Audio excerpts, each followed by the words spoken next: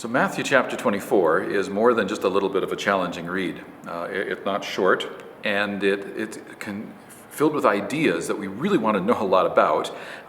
The future, what's going to happen, how are we supposed to understand and expect Jesus' presence now and his return when he comes. Is that what we're talking about here? We're opening up Matthew chapter 24, and a couple of things that I would encourage you to consider. One is, what of everything that Jesus has said here, what is there that we know for sure? Like, it's black and white, it's clearly obvious. So, for instance, he says that he doesn't want us to be deceived. Matthew chapter 24, watch out that no one deceives you. Now, the context of this, of course, is Jesus and his disciples had come from the temple after this smackdown with the scribes and the Pharisees. I suspect the disciples would be coming, like, that was awkward. Oh, look at the temple, isn't that lovely?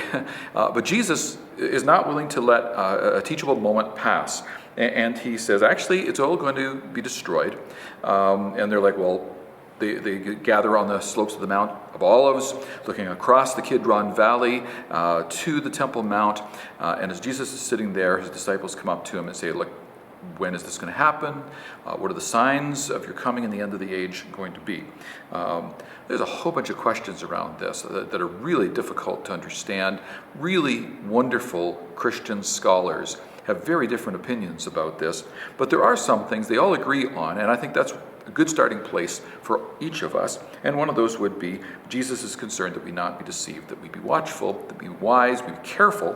Well, how do we do these? How do we stay watchful? How do we stay wise? Is that something that you've been doing? But then it's also worth looking at, well, what are some of the questions that are less obvious? And verse 15, you get into this apocalyptic language, big language, big words, and difficult to understand. And then we can come down to the last portion of chapter 24.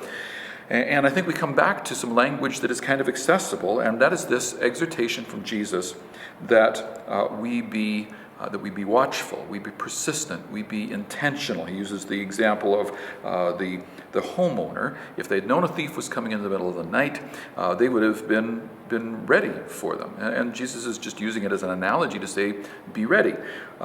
He says in verse 45, who then is the faithful and wise servant whom the master has put in charge of the servants in his household to give them their food and at their proper time? It will be good for that servant whose master finds him doing so when he returns. So it's this question of faithfulness, and often in the apocalyptic writings, it is a call to perseverance. Book of Revelation, for instance, Book of Daniel has apocalyptic portions in it.